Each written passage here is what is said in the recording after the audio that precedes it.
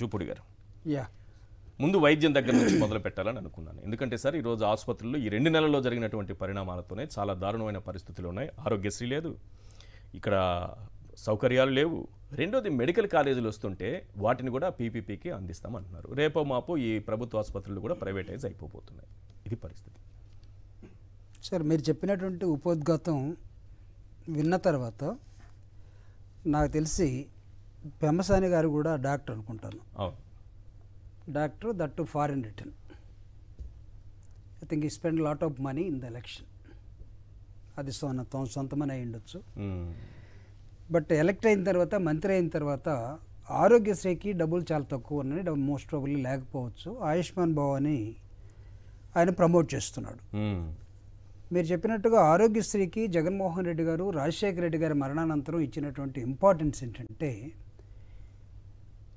మీరు 2 రాష్ట్రాలు కంబైన్డ్గా ఉన్నప్పుడు మీరు తిరిగినట్లయితే, జగన్మోహన్ రెడ్డి గారు ఓదార్పు యాత్రలో తిరుగుతున్న క్రమంలో ఆయన ఉపన్యాసానికి ఎదురు నిలబడి 2-3 బట్టలను ఇప్పి సాక్ష్యంగా చూపించేవాళ్ళు. ఇదిగో ఆరోగ్యశ్రీ ద్వారా నేను ప్రభుత్వ ఆసుపత్రుల్లో కాకుండా ప్రైవేట్ కార్పొరేట్ హాస్పిటల్లో ఒక పేదవాడిగా నేను ఆపరేషన్ చేయించుకున్నాను, ఆయన వల్ల బతికానని. అది జగన్మోహన్ రెడ్డి గారు దాన్ని, ఆ లెగసీని కొనసాగిస్తూ 25 లక్షల దాకా తీసుకెళ్ళాడు. మీకు నేను ఫెడరల్ క్యాస్ట్రో విధానం అంటే ఆంధ్రప్రదేశ్లో అంతలావున నిజంగా జరిగిందా లేదా అనేది చెప్తే అతిశయోక్తి అవుతుందే కానీ, నీకు ఫారెస్ట్ ఏరియాలో డాక్టర్స్ లేకపోతే, రూరల్ ఏరియాలో డాక్టర్స్ లేకపోతే, జగన్మోహన్ రెడ్డి గారు ఏం చేశారంటే హెల్త్ డిపార్ట్మెంట్కి ఎంత శాలరీ ఇస్తే ఆ ఏరియాలో పనిచేస్తారో అంత శాలరీ ఇచ్చి డాక్టర్లు నేర్చుకోమన్నాడు. అన్లిమిటెడ్. లైక్ ఢిల్లీలో కేజ్రీవాల్ చేసినట్టుగా స్లమ్స్లో స్కూల్స్ కానీ, స్లమ్స్లో హాస్పిటల్స్ కానీ, ఇవి ఆంధ్రప్రదేశ్లో జరిగాయి. ఇంటింటికి డాక్టరు, విలేజ్ క్లినిక్, లేకపోతే నీకు family doctor concept. Family doctor concept నార్మల్గా పెద్దవాళ్ళు పెట్టుకుంటారు, బంజారా హిల్స్ వాళ్ళు, లేకపోతే మనకి విజయవాడలో ఉండే కరెన్సీ కాలనీలో ఉండేటువంటి వాళ్ళు పెట్టుకుంటారు. కానీ ఆంధ్రప్రదేశ్లో ప్రతి గ్రామంలో ప్రతి పేదవాడికి ఫ్యామిలీ డాక్టర్ కాన్సెప్ట్ని ఒక నర్సు, ఒక డాక్టరు, ఒక మొబైల్ వెహికల్, ఒక కన్సల్టెంట్ మీ ఇంటికి వెళ్ళి. అందుకే ఫారిన్లో ఉన్న పిల్లలు వాళ్ళ తల్లిదండ్రులని ఇళ్లలో వదిలేసిన మా నాన్నకి ఏమవుతుందో అని భయపడకుండా మీకు గవర్నమెంట్ డాక్టర్లు వచ్చేసి మీకు టెస్టులు చేశారు కదా, ఈసీజీ సహా. ఏది not only sugar, not only BP, మిగతా అన్ని కూడా డిసీజెస్ ఆ స్లిప్లో తయారు చేసి ప్రింట్అవుట్ తీసిస్తే వాళ్ళకి అక్కడ ఆ ప్రింట్ని ఫోటో తీసి చూపిస్తే వాళ్ళు రెఫర్ చేసుకునేవాళ్ళు వేరే డాక్టర్కి. ఇట్లా వచ్చిందంటే అప్పుడు మందులు వేసుకునేవాళ్ళు. ఇప్పుడు మీరు చెప్తామంటే ఒక డాక్టర్గా వచ్చినటువంటి ఒక minister, he himself is declaring that అసలు ఇక్కడ ఏం లేదు అంటే దీన్ని అతను ఏమన్నా కొంటాడా? డాక్టర్ కదా, ఏదో కొత్త ఆలోచన రేకెత్తించారు. నాకు ఇప్పటివరకు అయితే అనుమానం లేదు. అమెరికాలో అయితే మెటీరియల్ అమ్మేసి అతను చాలా గొప్పవాడయ్యాడు. నార్మల్గా తెలియదు కానీ మీరు కొత్త ఆలోచన అయితే పుట్టించారు ఇప్పుడు. ఒక డాక్టర్ కాబట్టి అతనికి చాలా ఎక్స్పీరియన్స్ ఉంది కాబట్టి.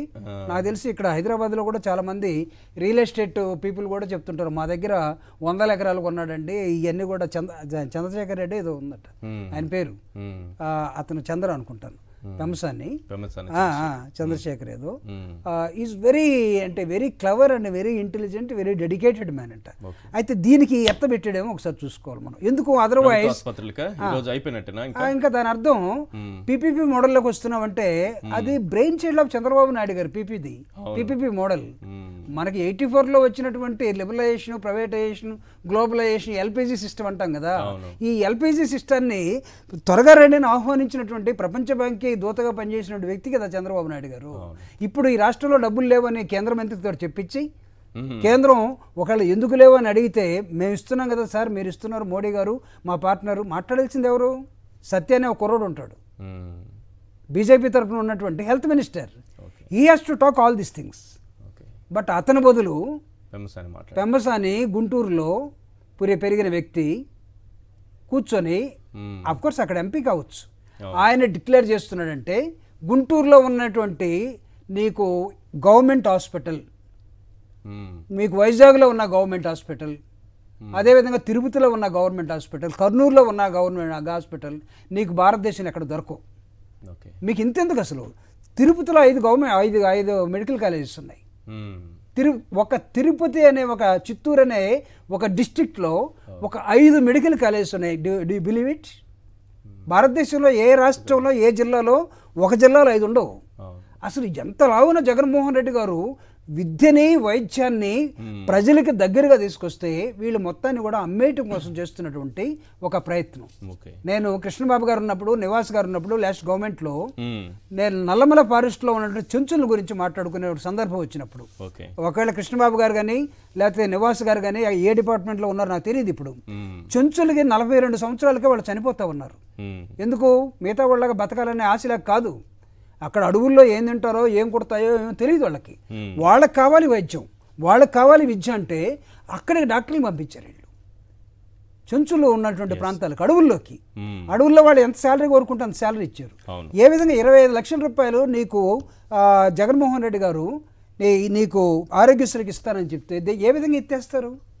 అంటే ఎంత ఈజీగా అసలు పేదల ఆరోగ్యం మీద, ప్రభుత్వ హాస్పిటల్స్ మీద వీటిని సున్నం కొట్టేసి, సున్నం వెలిసిపోయిన తర్వాత మొత్తం పాడిపోయిపోయింది. నువ్వు ఏం సున్నం కొడతావు? నీ ఇంటికైతే ఏది కొడతావు?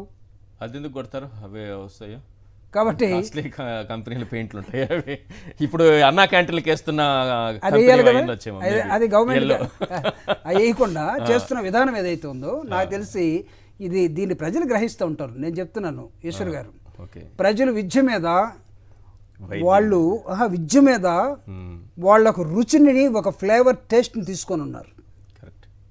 ప్రతి పని చేసే కూలి చేసే పిల్లవాడు కూడా యూనిఫామ్ వేసి మా పిల్లలు కూడా కార్పొరేట్ స్కూల్ లాగా బడికి వెళ్ళొచ్చు అనే ప్రభుత్వ పాఠశాలని ఇంగ్లీష్ మీడియం తోటి జగన్మోహన్ రెడ్డి గారు పేదింటి పిల్లలు ఇంగ్లీష్ మీడియం చదువుకుంటే ప్రపంచాన్ని ఏలొచ్చు అనే ఒక టెస్ట్ చూపించాడు. ఈరోజు ఆ టేస్ట్ తెలిసినటువంటి వాళ్ళు అది వాళ్ళ దగ్గర నుంచి జారిపోతూ ఉంటే చూస్తూ ఊరుకుంటారంటే పొరపాటు. నేను ఐఎమ్ టాకింగ్ అబౌట్ విద్య. ఇప్పుడు నేను వైద్యానికి వస్తున్నాను. వైద్యు కూడా మనిషి బతకాలని కోరుకుంటాడు. మనిషికి చావు మీద భయం ఉంటుంది. కాబట్టి ఆ భయాన్ని నుంచి బయటపడాలంటే అమ్మో ప్రభుత్వ ఆసుపత్రికి పోకూడదు. ఆర్ నారాయణమూర్తి గారి సినిమాలో పాటలు చూడు, ప్రభుత్వ ఆసుపత్రుల మీద పాటలు ఉండేవి. ఆ విధంగా తీసుకొచ్చి తయారు చేస్తున్నారు. పీపీపీ మోడల్కి వీళ్ళు వెళ్ళాలనుకుంటే రేపు ప్రైవేటు వ్యక్తులకి ఇవన్నీ అప్పచెప్తే నాకు తెలిసి ఇంకా వైద్యం అనేది ఆంధ్రప్రదేశ్లో పేదలకి అందరినీ ద్రాక్షపండు అవుతుంది. కాబట్టి ఏమవుతుందో ఆరోగ్యశ్రీ ఫట్, గవర్నమెంట్ హాస్పిటల్ ఫట్, అసలు ఎక్కడికి వెళ్ళి ఈ డబ్బులన్నీ కూడా ప్రభుత్వానికి వచ్చే డబ్బులు ఎక్కడికి వెళ్తున్నాయి? అసలు వీళ్ళందరూ కూడా ఇప్పటిదాకా శ్వేతపత్రాలు అది విడుదల చేస్తా వస్తున్నారు, కానీ నార్మల్గా వచ్చే డబ్బులన్నీ ఎక్కడికి వెళ్తున్నాయి? ట్యాక్సెస్ ద్వారా వచ్చే డబ్బులన్నీ ఎక్కడికి వెళ్తున్నాయి? అసలు ఎందుకు మీరు గవర్నమెంట్ దగ్గర డబ్బులు లేవని ప్రచారాన్ని ఎందుకు పెట్టారు?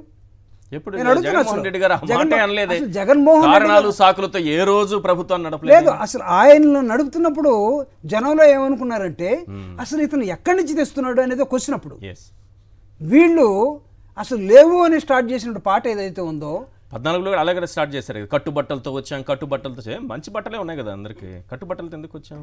అప్పుడు కూడా అదే కదా ఆయన ప్రచారం చేసుకుంది. ఇప్పుడు సత్యహరిశ్చంద్ర నాటకం కట్టుబట్టలతో వచ్చాం. సత్యహరిశ్చంద్ర నాటకం రాత్రి 12 గంటలకు స్టార్ట్ అవుద్ది, ఉదయం 5 గంటలకు కాక కట్టుబట్టలు. ఇప్పుడేంటి ఖజానాలో నిల్లు. అంటే నీకు సత్యహరిశ్చంద్ర నీకు 2వ కృష్ణుడు, 3వ కృష్ణుడు, మొదటి హరిశ్చంద్రుడు, 2వ హరిశ్చంద్రుడు ఏకూజవన్ 4 గంటల దాకా పడతా ఉంటారు. ఏకూజవన్ వీళ్ళు రావడంతో స్టార్ట్ చేశారు. రావడంతో స్టార్ట్ చేశారు.